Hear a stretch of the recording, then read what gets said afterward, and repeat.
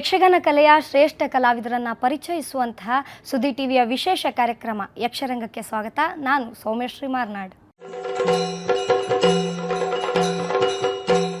ಇತಿಹಾಸ ಚರಿತ್ರೆಯಲ್ಲಿ ಹಾಸ್ಯಗಾರ ವಿದೂಷಕನ ಪಾತ್ರ ಅಂದರೆ ಹೇಗೆ ತೆನಾಲಿ ರಾಮಕೃಷ್ಣ ನೆನಪಾಗ್ತಾನೋ ಹಾಗೆ ಬಡಗುತಿಟ್ಟಿನ ಯಕ್ಷಗಾನದಲ್ಲಿ ಹಾಸ್ಯ ಚಕ್ರವರ್ತಿ ಎಂದೇ ಫೇಮಸ್ ಆಗಿರುವಂತಹ ಹಳ್ಳಾಡಿ ಜಯರಾಮ್ ಶೆಟ್ಟಿ ಇವತ್ತು ನಮ್ಮ ಜೊತೆಗಿದ್ದಾರೆ.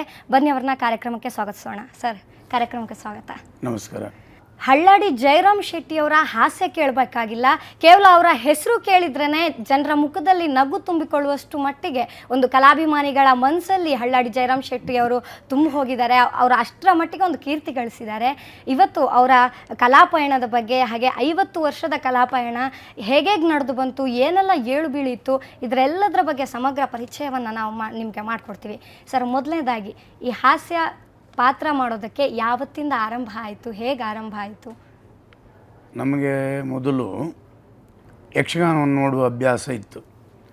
ಯಕ್ಷಗಾನದಲ್ಲಿ ಯಾವ ವೇಷಗಳು ಬಂದರೂ ಹಾಸ್ಯ ಬಂದಾಗ ಬಹಳಷ್ಟು ಅಭಿರುಚಿಯಾಗಿದ್ದಿತ್ತು. ಆ ಅಭಿರುಚಿಯನ್ನೇ ನಾವು ಮುಂದುವರಿಸ್ಕೊಂಡಿದ್ದರಿಂದ ಹಾಸ್ಯವನ್ನೇ ಮಾಡಬೇಕು ಎನ್ನುವ ಹಂಬಲ ಇದ್ದದ್ರಿಂದ ಅದರಲ್ಲಿ ಅಭಿರುಚಿ ಹೆಚ್ಚಾಯಿತು ನಮಗೆ. ಓಕೆ, ಅಂದರೆ ಬೇರೆ ಯಾವ ವೇಷದ ಮೇಲೂ ಆಕರ್ಷಣೆ ಆಗಿಲ್ಲ, ಕೇವಲ ಹಾಸ್ಯಕ್ಕೋಸ್ಕರನೇ ನೀವು ಮೇಳಕ್ಕೆ ಬಂದ್ರಿ? ಅಂದರೆ ಹಾಸ್ಯಕ್ಕೋಸ್ಕರ ಮೇಳಕ್ಕೆ ಬಂದದ್ದಲ್ಲ, ಅಥವಾ ಮೇಳಕ್ಕೆ ಬಂದ ತಕ್ಷಣವೇ ಹಾಸ್ಯ ಮಾಡಿದ್ದಲ್ಲ. ಪರಂಪರೆಯಂತೆ ಯಕ್ಷಗಾನಕ್ಕೆ ನಾವು ಬಂದಾಗ ಕೋಡಂಗಿ ಅಂತ ಮೊದಲಿದ್ದಿತ್ತು. ಇತ್ತೀಚೆಗೆ ಜನರೇ ಇಲ್ಲದೇ ಇದ್ದದರಿಂದ ಅದನ್ನೆಲ್ಲ ಕಡಿಮೆ ಆಗಿದೆ. ಕೋಡಂಗಿ ವೇಷ, ಆ ಬಳಿಕ ನಿತ್ಯವೇಷ ಅಂತ ಇದ್ದಿತ್ತು. ಅದು ಬಾಲಗೋಪಾಲ ಅಂತ ಅದಕ್ಕೆ ಹೆಸರು. ಆ ವೇಷವನ್ನು, ಆ ಬಳಿಕ ಪೀಠಿಗೆ ಶ್ರೀ ವೇಷವನ್ನು, ಆಮೇಲೆ ಒಡ್ಡೋಲಗದ ವೇಷವನ್ನು ಮಾಡ್ತಾ ಇದ್ದೆ ನಾನು.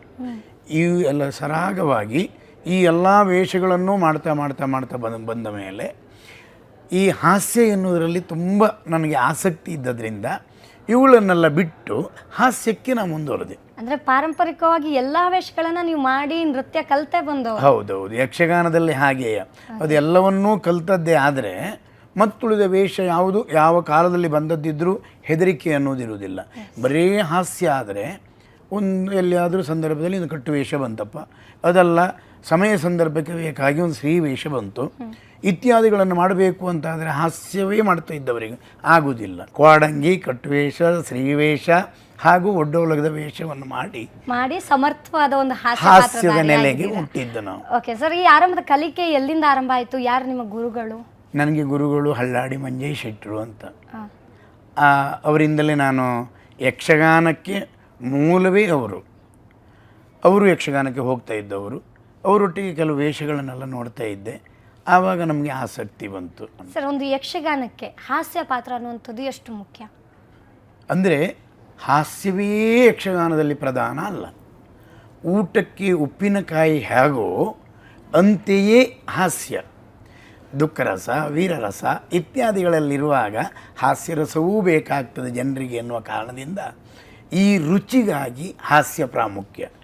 ಇತ್ತೀಚಿನ ಯಕ್ಷಗಾನದಲ್ಲಿ ಹಾಸ್ಯವೇ ಪ್ರಧಾನವಾಗಿ ಹೋಗಿದೆ. ಸರ್, ಒಬ್ಬ ಕಲಾವಿದನಿಗೆ ಪ್ರತ್ಯುತ್ಪನ್ನ ಮತ್ತಿತ್ವ ಅತ್ಯಂತ ಪ್ರಮುಖ ಅಂತಾರೆ. ಅದರಲ್ಲೂ ಹಾಸ್ಯಗಾರನಾದವನಿಗೆ ಆ ರಾಜನ ಜೊತೆ ಜೋಡಿ ವೇಷದಲ್ಲಿ ಹೋಗಬೇಕಾದ್ರೆ ಅವ ಏನು ಹೇಳ್ತಾನೆ ಅದಕ್ಕೆ ನೀವು ಉಲ್ಟ ಮಾತಾಡೋದಕ್ಕೆ ಅಲ್ಲಿ ಪ್ರತ್ಯುತ್ಪನ್ನ ಮತ್ತಿತ್ವ ಅತ್ಯಂತ ಮುಖ್ಯವಾಗಿರುತ್ತೆ. ಅದಕ್ಕೆ ನೀವು ಹೆಸರುವಾಸಿ ಕೂಡ. ಸೊ ಇದು ಹೇಗೆ ಬಂತು ನಿಮಗೆ ಈ ಅಭ್ಯಾಸ? ಪಕ್ಕನೆ ಮಾತಾಡಿದಾಗ ಅದಕ್ಕೆ ಉತ್ತರ ಕೊಡುವಲ್ಲಿ ನೀವು ಹೇಳಿದಂಥ ಪ್ರತ್ಯುತ್ಪನ್ನ ಮತ್ತಿಬೇಕು. ಅದು ಹಾಸ್ಯಗಾರರಿಗೆ ಸಹಜವಾಗಿ ಇರಬೇಕು. ಅದು ಉಂಟು ಅಂತಾದರೆ ಎಲ್ಲಿಯೂ ಅವ ಪಕ್ಕನೆ ಸಿಕ್ಕಿ ಬೀಳುವುದಿಲ್ಲ. ಯಾವುದನ್ನು ಯಾರು ಏನು ಕೇಳ್ತಾರೋ ಅದನ್ನು ಪಕ್ಕನೆ ಉತ್ತರ ಕೊಟ್ಟು, ಒಮ್ಮೆ ಅದು ಹೌದಾಗಿರಲಿ ಅಲ್ಲವಾಗಿರಲಿ ಪ್ರಶ್ನೆ ಬೇರೆ, ಅದು ಆಮೇಲೆ ಚಿಂತನೆ ಮಾಡೋದು. ಅಲ್ಲಿ ಏನು ಕೇಳಿದರೆ ಅವರು ಕೇಳಿದ್ದಕ್ಕೆ ಪಕ್ಕನೆ ಕೊಟ್ಟರೆ ಅದು ನೋಡುವವರಿಗೂ ಅಥವಾ ಅಲ್ಲಿ ಪಾತ್ರಗಳ ಮಾಡುವವರಿಗೂ ಬಹಳಷ್ಟು ಚಂದ ಆಗ್ತದೆ. ಒಂದು ಅತ್ಯಂತ ಖುಷಿ ಕೊಟ್ಟಂಥ ಸಂದರ್ಭ ಯಾವುದಾದ್ರೂ ಇದೆಯಾ ಸರ್? ನಮಗೆ ಸಂದರ್ಭ ಅಂತ ಹೇಳಿದರೆ, ನಾನು ಮತ್ತು ಬಿಳಿಯೂರು ಕೃಷ್ಣಮೂರ್ತಿಯವರು ಅಂತ ನನ್ನೊಟ್ಟಿಗೆ 13 ವರ್ಷ ನಮ್ಮ ಒಡನಾಟ ಸಾಲಿಗ್ರಾಮ ಮೇಳದಲ್ಲಿ. ಆ ವರ್ಷ ನಮಗೆ ರಂಗನಾಯಕಿ ಪ್ರಸಂಗ ಬಂದಿತ್ತು. ರಂಗನಾಯಕಿ ಪ್ರಸಂಗದಲ್ಲಿ ಸಾಧಾರಣ ಒಂದು 3-3:30 ನಮ್ಮಿಬ್ಬರದ್ದು 2 ಬ್ರಾಹ್ಮಣರ ಪಾತ್ರ ಹೊರಡುತ್ತಿತ್ತು. ಆವಾಗ ಒಂದು ದಿವಸ ಅಂದರೆ ಸ್ಟಾರ್ಟಿಗೆ ಅದು ಶುರುವಾಗಿ ಒಂದೆರಡು ದಿವಸದಲ್ಲಿ ಅವರು ಕೃಷ್ಣಮೂರ್ತಿಯವರು ಪಕ್ಕನ ಮೇಲೆ ನೋಡಿದರು, ರಂಗದಲ್ಲಿ ಮೇಲೆ ನೋಡಿ ಹೇಳಿದರು, ಎಷ್ಟೊತ್ತಿಗೆ ಬಂದಿಯಪ್ಪ, ನೀನು ಮೊನ್ನೆ ಬರ್ತೀಯ ಅಂತ ನಾನು ಪಾಯಸ ಎಲ್ಲ ಮಾಡಿ ಇಟ್ಟಿದ್ನಲ್ಲ, ಬರಲೇ ಇಲ್ಲಲ್ಲ, ಯಾಕೆ ಬರಲಿಲ್ವಪ್ಪ ಅಂತ ಕೇಳಿದರು. ಆವಾಗ ನನಗೆ ಏನು ಹೇಳ್ತಾ ಇದ್ದಾರೆ ಎನ್ನುವುದು ಅರ್ಥ ಆಗಲಿಲ್ಲ. ಆದರೂ ಯಾರಪ್ಪ ಮೇಲೆ ನೋಡ್ತಾ ಇದೆಯಲ್ಲ, ಯಾರು ಕಾಣ್ತಾ ಇದ್ದಾರೆ ಕೇಳಿದೆ. ಅದು ನೋಡು, ನಾರಾಯಣ ತನ್ನ ಹೆಂಡತಿಯನ್ನು ಕರ್ಕೊಂಡು ಹೋಗ್ತಾ ಇದ್ದಾನೆ, ನಿನಗೆ ಕಾಣೋದಿಲ್ವೇನೋ ಅಂತ ಕೇಳಿದರು. ಇಲ್ಲ, ನನಗೆ ಕಾಣಲಿಲ್ಲ ಅಂತ ಹೇಳಿದೆ. ಅದು ಹಾಗೆ ಅವ ಪಾಪಿಗಳಿಗೆಲ್ಲ ಕಾಣಿಸ್ಕೊಳ್ಳೋದಿಲ್ವೋ ಅಂತ ಹೇಳಿದರು. ಹೌದಾ ಅಂತ ಕೇಳಿದೆ. ಅಲ್ಲಿಗೆ ಪಕ್ಕನೆ ನಾತಿರಿಗೆ ನಿಂತುಕೊಂಡು, ಯಮಧರ್ಮರಾಯ, ಕೋಣನನ್ನು ಏರಿ ಯಾವ ಕಡೆ ಹೋಗ್ತಾ ಇದ್ದೀಯಪ್ಪ, ಎಲ್ಲಿಗೆ ಬೇಕಾದರೂ ಹೋಗು, ಯಾರನ್ನು ಬೇಕಾದರೂ ಕೊಂಡೋಗು, ಇಲ್ಲಿಗೆ ಮಾತ್ರ ಬರಬೇಡ ಅಂದೆ ನಾನು. ಆವಾಗ ಅವ್ರು ಹೇಳಿದರು, ಹೌದೋ ಪುಣ್ಯಾತ್ಮ, ಎಂಥ ಕೋಣನ ಮೇಲೆ ಕುಳಿತಂಥ ಯಮ, ಎಷ್ಟು ದೊಡ್ಡವ ಅಂತ ಹೇಳಿದರು. ಆವಾಗ ನಾನು ಕೇಳಿದೆ, ಯಮ ನಿನಗೆ ಖಂಡನ ಅಂತ ಕೇಳಿದೆ. ಹೌದು, ಕಾಣಿಸಿಕೊಂಡ. ಹೌದಾ? ಅವರು ಕೇಳಿದರು, ಹಾಗಾದರೆ ನಿನಗೆ ಕಾಣಲಿಲ್ವಾ ಅಂತ ಕೇಳಿದರು. ಇಲ್ಲ, ಅವ ಯಾವಾಗಲೂ ಪಾಪಿಗಳಿಗೇ ಕಾಣಿಸಿಕೊಳ್ಳೋದು ಬಿಟ್ಟರೆ ಪುಣ್ಯಾತ್ಮರಿಗೆ ಕಾಣಿಸಿಕೊಳ್ಳೋದಿಲ್ಲ ಅಂದೆ. ಅಂದರೆ ಇಡೀ ಸಭೆ ಗೋ ಹಾಕಿತ್ತು. ಹಾಗೆಯೇ ಇದು ಪ್ರತಿತ್ಪನ್ನ ಮತಿ. ಅವರು ಅಕಸ್ಮಾತ್ ನಮಗೇನಾದರೂ ತಿಳಿಯದೇ ಇರುವುದೋ ಅಂತ ಬೇಕಂತ ಹೇಳುವುದಲ್ಲ, ಅವರು ರಂಜಿಸುವುದಕ್ಕಾಗಿ ಹೇಳೋದು. ಆವಾಗ ನಾವು ಸಡನ್ನ ಹೌದಾಗಿರಲಿ ಅಲ್ಲದೇ ಇರಲಿ ಅದನ್ನು ಹೇಳಿದರೆ ಮಾತ್ರ ಪಾತ್ರಕ್ಕೆ ಪೋಷಣೆ ಆಗ್ತದೆ ಮತ್ತು ಅವರು ನಾವು ಒಮ್ಮತದಿಂದ ಹೋಗ್ತೇವೆ. ಇದು ಯಾವುದು ಸೆಟ್ಟಿಂಗ್ಸ್ ಇಲ್ಲದೆ ಆನ್ ಸ್ಟೇಜ್ ಇಲ್ಲ. ಯಾಕಂದ್ರೆ ಆ ದಿವಸ ಹೇಳಬೇಕು ಅಂತ ಅವರೂ ತಿಳ್ಕೊಂಡು ಹೋಗಲಿಲ್ಲ, ನಾನು ತಿಳ್ಕೊಂಡು ಹೋಗಲಿಲ್ಲ. ಅಂತಹ ಸಂದರ್ಭದಲ್ಲಿ ಇಂಥದ್ದೆಲ್ಲ ಬಂದರೆ ಸಮಾನತೆ ಅಂತ ಆಗ್ತದೆ. ಇದು ನನಗೆ ಯಾವಾಗಲೂ ನೆನಪಾಗೋದು. ಬಿಳಿಯೂರು ಕೃಷ್ಣಮೂರ್ತಿಯವರು ಹೀಗೆ ಕೇಳಿದರು, ಅದಕ್ಕೆ ನಾನು ಹೀಗೆ ಹೇಳಿದೆ. ನಾನು ಹೇಳ್ತೇನೆ ಒಂದು ಹೆಮ್ಮೆಯ ಕ್ಷಣ ಕೂಡ ಹೇಳ್ತೇನೆ ಎನ್ನುವುದು ನನಗೂ ಗೊತ್ತಿರಲಿಲ್ಲ, ಆ ಕ್ಷಣದಲ್ಲೇ ಗೊತ್ತಾದದ್ದು. ಓಕೆ ಸರ್, ಕೆಲವರು ಹಾಸ್ಯಗಾರರಂದ್ರೆ ಅವರು ಒಂದು ಸ್ಟೇಜ್ನಲ್ಲಿ ಅತ್ಯುತ್ತಮ ಮನರಂಜನೆ ಕೊಡುವಂಥವ್ರು, ಹಾಗೆ ಆಫ್ ಸ್ಟೇಜ್ ಅವರಷ್ಟೇ ಗಂಭೀರ.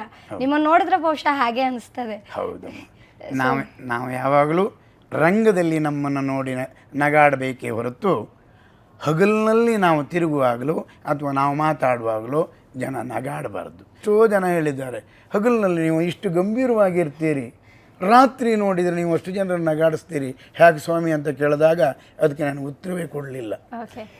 ರಾತ್ರಿಯಲ್ಲಿ ನಾವು ಏನು ಮಾಡ್ತೇವೋ ಅದನ್ನು ಹಗಲಿನಲ್ಲಿ ಮಾಡಿದರೆ ಮತ್ತು ರಾತ್ರಿ ಆಟಕ್ಕಂತ ಪ್ರೇಕ್ಷಕರು ಯಾಕೆ ಬರಬೇಕು? ಆದ್ದರಿಂದ ಹಗಲಿನಲ್ಲಿ ನಾನು ಗಂಭೀರ, ರಾತ್ರಿಯಲ್ಲಿ ಹಾಸ್ಯಗಾರ. ಹೌದು, ಖಂಡಿತ ಸರ್, ನಿಮ್ಮ ಇನ್ನಷ್ಟು ಮಾತನ್ನು ಮುಂದುವರಿಸ್ತೀನಿ.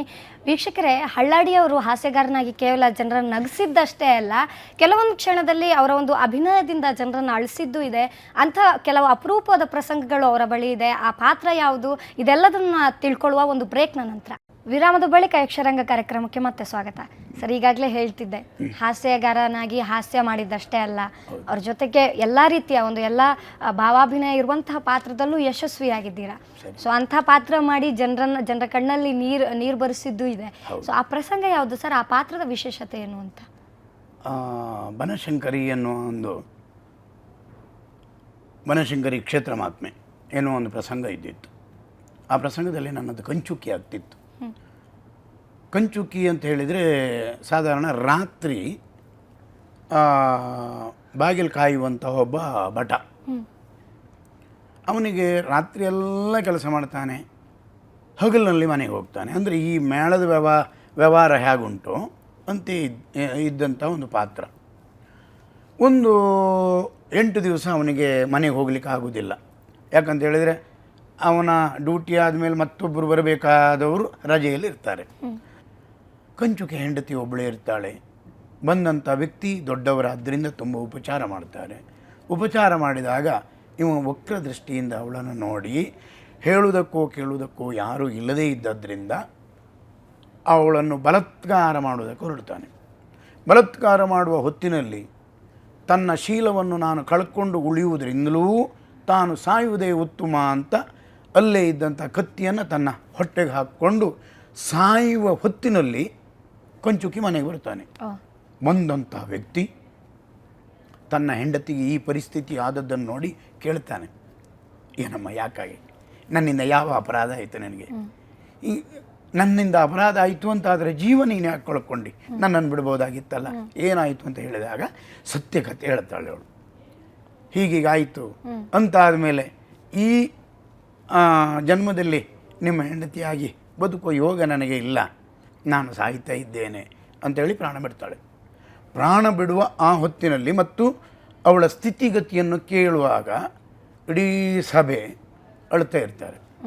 ಆಮೇಲೆ ಇವನಿಗೆ ರೋಷವೇಷ ಬರ್ತದೆ. ಇಂದಲ್ಲ ನಾಳೆ ಇದೇ ಕತ್ತಿಯಿಂದ ನಿನ್ನನ್ನು ಕೊಲ್ಲದೆ ಹೋದರೆ ತಾನು ಕಂಚುಕಿ ಅಲ್ಲ ಅಂತ ಶಪಥ ಹಾಕಿ ಹೊರಟು ಕೊನೆಯ ಕಾಲದಲ್ಲಿ ಅಂದರೆ ಅವನ ಎಲ್ಲ ವ್ಯವಹಾರಗಳು ಗೊತ್ತಾಗಿ ಅವನನ್ನು ಬೇರೆಯವರು ಕೊಲ್ಲುವ ಹೊತ್ತಿನಲ್ಲಿ ಅದೇ ಕತ್ತಿಯಿಂದ ಇವನು ಕೊಲ್ತಾನೆ. ಇದು ರೋಮಾಂಚನದ ಸನ್ನಿವೇಶಗಳು. ಅದನ್ನು ನಾವು ಯಾವಾಗಲೂ ನಗಿಸಿದರೆ ಹೋಯಿತು, ಅಥವಾ ನಾವು ಅಳುವಾಗ ಆ ಸ್ವರಭಾರದಿಂದ ಅಳುತ್ತಾ ಇರುವಾಗ ಬೇರೆಯವರು ನೋಡಿ ನಗಾಡಿದರೆ ನಮ್ಮ ಸ್ಫೂರ್ತಿ ಕೆಟ್ಟು ಹೋಗ್ತದೆ. ನಗಾಡಿಸಬಾರದು ಎನ್ನುವುದೇ ನಮ್ಮ ಉದ್ದೇಶ ಆಗಿರ್ತದೆ. ಅಂಥ ಸನ್ನಿವೇಶ, ರೋಮಾಂಚನ ಸನ್ನಿವೇಶದಲ್ಲಿ ಎಲ್ಲವರ ಕಣ್ಣಿನಲ್ಲೂ ನೀರು ಬರ್ತಾ ಇತ್ತು. ಇದನ್ನು ನಾನು ನೋಡಿದವನೇ. Yes sir. ಜೊತೆಗೆ ಹಳ್ಳಾಡಿಯವ್ರಿಗೆ ಇಷ್ಟವಾಗುವಂತಹ ಕೆಲವು ಹಾಸ್ಯ ಪಾತ್ರಗಳು ಯಾವುದು? ಈಗಲೂ ಇಷ್ಟವಾಗುವ ಪಾತ್ರ ಅಂದರೆ ಕಾಶಿಮಾಣಿ, ಹೌದು, ಅಂದರೆ ಬೇಡ್ರ ಕಣ್ಣಪ್ಪದಲ್ಲಿ. ಆ ಬಳಿಕ ಚಂದ್ರಾವಳಿ ವಿಲಾಸ ಅಂತ ಉಂಟು. ಅದರಲ್ಲಿ 2 ಪಾತ್ರ, ಯಾವುದು, ಒಂದು ಅಜ್ಜಿಯ ಪಾತ್ರ, ಮತ್ತೊಂದು ಮಗನ ಪಾತ್ರ, ಚಂದಗೋಪನ ಪಾತ್ರ, ಅದೆರಡೂ ಹೌದು. ಆ ಬಳಿಕ ಇದು ಸುಭದ್ರ ಕಲ್ಯಾಣದಲ್ಲಿ ಒಂದು ದೂತ, ಬಲರಾಮನ ದೂತ. ಅದನ್ನು ಬಿಟ್ಟರೆ ಕನಕಾಂಗಿ ಕಲ್ಯಾಣದಲ್ಲಿ ಒಂದು ದೂತ ಬರ್ತದೆ. ಇವೆಲ್ಲ ಅತಿ ಪ್ರೀತಿಯಾದಂತಹ ಪಾತ್ರಗಳು. ಮತ್ತು ಮೊದಲೆಲ್ಲ ಭಾವುಕ, ವಕ್ರಾಂಗ ಇತ್ಯಾದಿಗಳೆಲ್ಲ ಇದ್ದಿತ್ತು. ಇತ್ತೀಚೆಗೆ ಏನಾಗಿದೆ ಕೇಳಿದರೆ ಅದನ್ನು ಹಾಸ್ಯಗಾರರು ಮಾಡುವಲ್ಲಿ ಅಸಮರ್ಥರಾದರೂ ಏನೋ ನಮಗೆ ಗೊತ್ತಿಲ್ಲ. ಹೆಚ್ಚಿನ ಕಡೆಗಳಲ್ಲಿ 2ನೇ ವೇಷಧಾರಿಗಳು ಮಾಡುವಂಥ ಸ್ಥಿತಿಗತಿ ಬಂದಿದೆ. ಯಾಕೆ ಏನು ಅಂತ ನೀವು ಕೇಳಬಾರದು, ಅದನ್ನು ನಾವು ಹೇಳಲಿಕ್ಕೂ ಒಪ್ಪೋದಿಲ್ಲ. ಯಕ್ಷಗಾನ ಅಂದರೆ ಅದು ವಿಜೃಂಭಿಸೋದೇ ಅದರ ವೇಷಭೂಷಣ, ಕಿರೀಟ ಇರ್ಬೋದು ಹಾಗೆ. ಆದರೆ ಹಾಸ್ಯಗಾರನಿಗೆ ಯಾಕೆ ಯಾವತ್ತೂ ಒಂದು ಧೋತಿ, ಒಂದು ಜುಟ್ಟು ಅಷ್ಟೇ ಇರುತ್ತೆ? ಅಂದರೆ ಆ ಪಾತ್ರವೇ ಹಾಗೆ. ಅವನಿಗೆ ಬರುವಂಥ ಪಾತ್ರ ಯಾವುದು? ಅವನ ಮಾತೇ ಸಂಪತ್ತು ಅಂತ. ಹೌದು, ವೇಷದಲ್ಲಿ ಅವ ಕಾಣಿಸಿಕೊಳ್ಳಿಕ್ಕೆ ಆಗುವುದಿಲ್ಲ. ಯಾಕಂತ ಹೇಳಿದರೆ ದೂತನಿಗೆ ಕಿರೀಟ ಕಟ್ಟಲಿಕ್ಕೆ ಆಗ್ತದೆಯೇ, ಕ್ಯಾದಿಮುಂದ್ಲಿ ಕಟ್ಟಲಿಕ್ಕೆ ಆಗ್ತದೆಯೇ, ಮುಂಡಾಸು ಕಟ್ಟಲಿಕ್ಕೆ ಆಗ್ತದೆಯೇ? ಮುಂಡಾಸು ಕಟ್ಟಿದರೆ ಅವ ದೂತ ಅಂತ ಆಗ್ತಾನೆ. ಆದ್ದರಿಂದ ಅವನಿಗೆ ಏನಿದ್ರು ಒಂದು ಟೊಪ್ಪಿ, ಮೊದಲೆಲ್ಲ ಟೊಪ್ಪಿ ಇದ್ದಿತ್ತು, ಇತ್ತೀಚೆಗೆ ಟೊಪ್ಪಿ ಕಡಿಮೆ ಆಗಿದೆ. ಟೊಪ್ಪಿ ಕಡಿಮೆ ಆಗೋದಕ್ಕೆ ಕಾರಣ ಏನು ಕೇಳಿದರೆ ಈಗ ಬೇಕಾದಂಥ ಟೋಪನ್ಗಳೆಲ್ಲ ಸಿಗ್ತವೆ. ಆ ಕಾಲದಲ್ಲಿ ನಾವು ಜುಟ್ಟು ಬಿಟ್ಟಿದ್ದೆವು, ನನಗೂ ಜುಟ್ಟಿದ್ದಿತ್ತು. ಕಾರಣ ಏನು ಕೇಳಿದರೆ ಕಿರೀಟ ಕಟ್ಟಿದವನಿಗೆ ಅದೇ ತಲೆ ಕೂದಲನ್ನು ಬಿಟ್ಟಾಗ ಇಷ್ಟು ಅಬ್ರ ಕಾಣುತ್ತಿತ್ತು.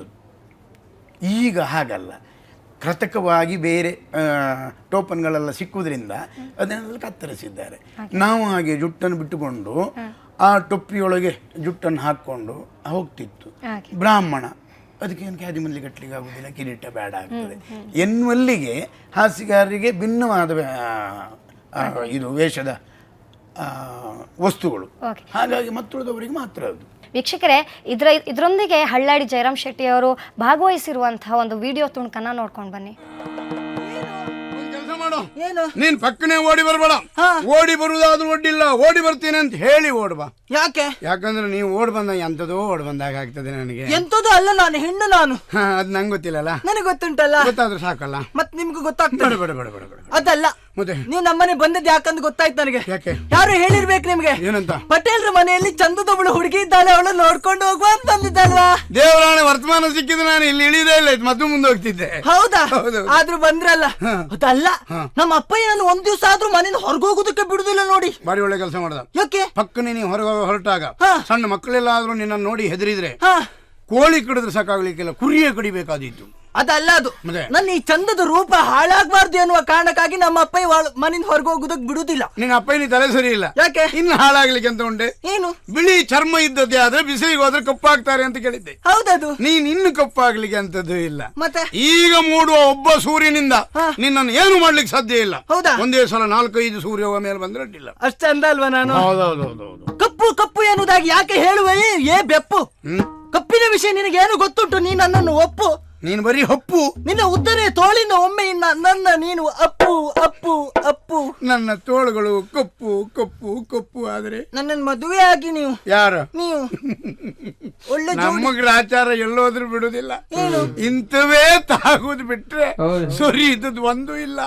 ನಿನಗೆ ಹೇಳುವುದಲ್ಲ, ಬ್ರಹ್ಮದೇವ ಇಂಥದೊಂದು ಸೃಷ್ಟಿಗೈದೋದೆ,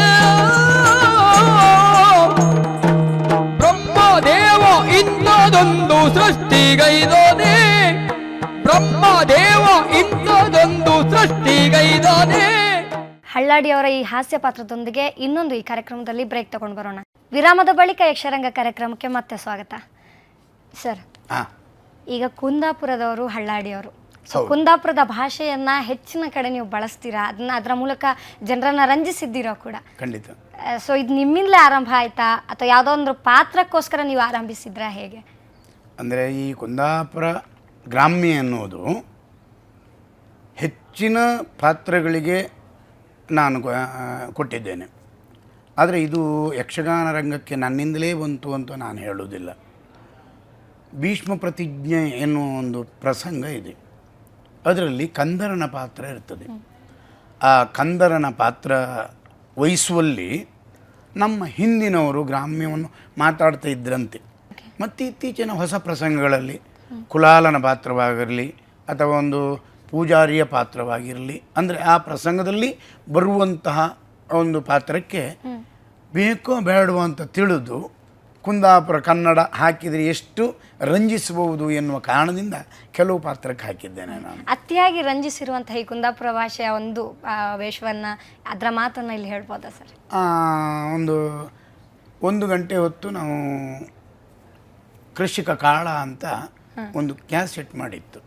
ಸ್ವಾಮಿ ನಮಸ್ಕಾರ, ನಾನಲ್ದೆ ಕಾಳ ಭಾಗವತ್ರೆ ಅಂತ ಕಡ್ಲಿ ಕಾಳನ ಕೇಳ್ತಾರೆ. ಅಲ್ಲಪ್ಪ ಬರೀ ಕಾಳ. ಓ ಬರೀ ಕಾಳ ಅಲ್ಲ, ಕೃಷಿಕ ಕಾಳ. ಏನಪ್ಪ?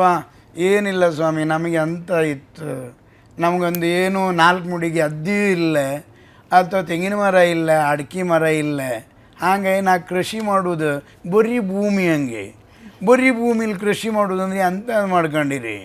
ಒಳ್ಳೆ ರೀತಿಯಲ್ಲಿ ಬದ್ನಿ ನಡ್ತೀನಿ ನಾನು 1 ವರ್ಷ. ಅವರು ಕೇಳ್ತಾರೆ ಅವಾಗ, ಬದ್ನಿ ಅಲ್ದ ಅದು ಬದನೆ. ಅಲ್ಲ, ಬದನೆ ಅಂದರೆ ಇಷ್ಟಿಷ್ಟು ಉದ್ವೆ, ಬದ್ನಿ ಅಂದರೆ ವೀಟ್, ಅದೆಲ್ಲ ಬೆಳೆಸೋದೇ ನಾವು. ಈ ಇತ್ಯಾದಿಗಳನ್ನು ನಾವು ಬಳಸಿಕೊಂಡು ಈ ಗ್ರಾಮ್ಯದಲ್ಲಿ ಹುಲಿಯಾದ ಕಾಳ ಎನ್ನುವ ಒಂದು ಕ್ಯಾಸೆಟ್ಟು ಬಹುತೇಕ ನಮ್ಮ ಎಲ್ಲ ಕಡೆಯೂ ಅದು ಸೇಲ್ ಆಗಿದೆ. ಬಹುಶಃ ನಾವಾಗಿ ಮಾಡೋದಲ್ಲ, ಅದು ಮಾಡಿಸುವವರು ಬೇರೆ. ನಮಗೊಂದು ದಿವಸ ಸಂಬಳ ಮಾತ್ರ ಸಿಕ್ಕುವುದು ಅದರಲ್ಲಿ. ಕೆಲವರೆಲ್ಲ ಹೇಳಿದ್ದುಂಟು, ಹಳ್ಳಾಡಿ ಜಯರಾಮ್ ಶೆಟ್ಟರು ಕ್ಯಾಸೆಟ್ ಮಾಡಿ ಭಾರಿ ದುಡ್ಡು ಮಾಡಿದರು ಅಂತ. ನನಗೊಂದು ದಿವಸದ ಸಂಬಳವೂ ಕೆಲವು ಕ್ಯಾಸೆಟ್ನಲ್ಲಿ ಇನ್ನೂ ಸಿಕ್ಕಲಿಲ್ಲ. ಆದರೆ ಅದು ಒಂದು ಹೊಸದು ಮಾತ್ರ. ಇಂಥ ಕ್ಯಾಸೆಟ್ಗಳನ್ನೆಲ್ಲ ತುಂಬ ಮಾಡಿದ್ದೇವೆ. ಅದನ್ನು ನಾವು ನೋಡಿ ಕೆಲವು ಈ ಪಾತ್ರಗಳಿಗೆ ಗ್ರಾಮ್ಯವನ್ನು ಕೊಟ್ಟದ್ದುಂಟು. ಇನ್ನು ಮುಂದೆ ಅಂತ ಪ್ರಯತ್ನ ನಡೀತದ ಸರ್, ಹೇಗೆ? ಇನ್ನು ನಡೀತದೆ ಅಂತ ಹೇಳಲಿಕ್ಕೆ ಆಗುವುದಿಲ್ಲಮ್ಮ. ಯಾಕಂತ ಹೇಳಿದರೆ ಇತ್ತೀಚಿನ ಪ್ರಸಂಗಗಳಲ್ಲಿ ಅಂಥ ಪಾತ್ರಗಳು ಬರುವುದಿಲ್ಲ.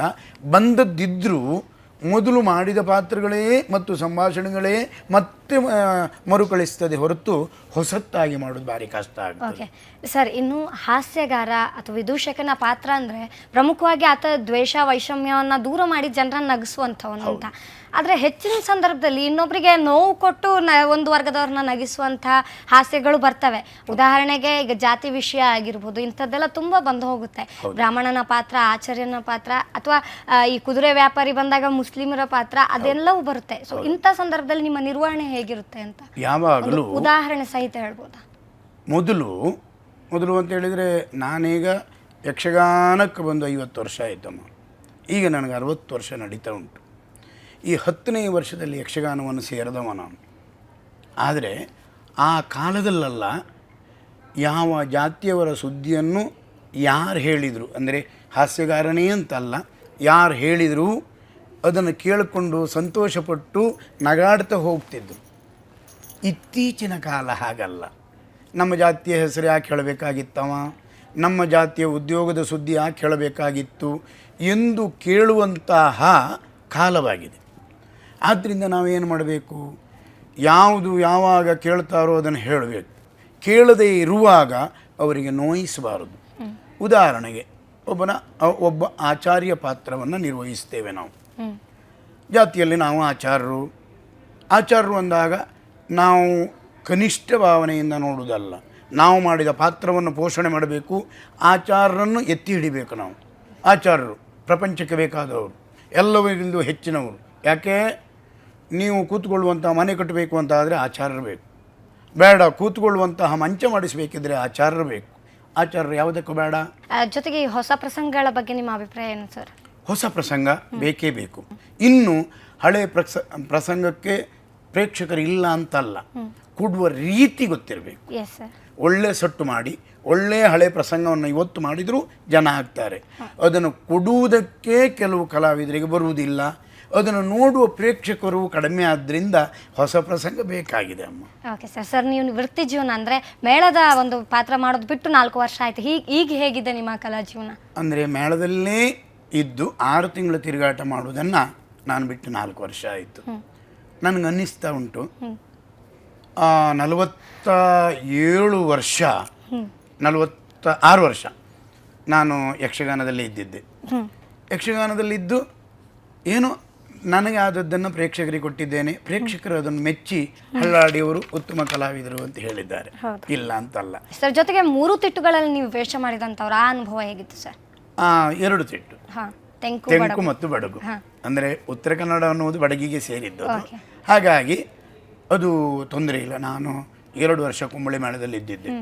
ಅಲ್ಲಿ ಯಜಮಾನರು ದಾಸಪ್ರೈಗಳು ಅಂತ, ಅವರು ತುಂಬ ಚಂದದಲ್ಲಿ ನೋಡಿದ್ದಾರೆ. ಮತ್ತು ತೆಂಕಿನ ಕಲಾವಿದರಿಗೆ ನಾವು ಹೊಸತ್ತಾಗಿ ಹೋದರೂ ಬಡಗಿನಿಂದ ಬಂದಿದ್ದಾರೆ ಎನ್ನುವ ಕಾರಣದಿಂದ ಪ್ರೀತಿ ವಿಶ್ವಾಸದಿಂದ ನೋಡಿದ್ದಾರೆ. ಹಾಗಾಗಿ ನನಗೆ ಬಡಗೂ ಸಂತೋಷ, ತೆಂಕೂ ಸಂತೋಷ. ಸಾಲಿಗ್ರಾಮ ಮೇಳದಲ್ಲಿ 24 ವರ್ಷ ಇದ್ದವರು ಸರ್, ಅದರ ಅನುಭವ ಹೇಗೆ? ಹೌದು, 23 ವರ್ಷ ಕಿಶನ್ ಹೆಗಡೆಯವರ ಯಜಮಾನಿಕೆಯಲ್ಲಿದ್ದಿದ್ದೆ. ಅದಕ್ಕೂ ಮೊದಲು 2 ವರ್ಷ ಅವರ ತಂದೆ ಸೋಮನಾಥ್ ಹೆಗಡೆಯವರ ಒಟ್ಟಿನಲ್ಲಿ ಇದ್ದವ. ಒಟ್ಟಿಗೆ 25 ವರ್ಷ ನಾನು ಸಾಲಿಗ್ರಾಮ ಮೇಳದಲ್ಲಿ ಇದ್ದಿದ್ದೆ. 3 ತಲೆಮಾರಿನ ಕಲಾವಿದರ ಜೊತೆ ನೀವು ಭಾಗವಹಿಸಿದಂತ ತುಂಬ ಸಂತೋಷ ಕೊಟ್ಟಿದೆ.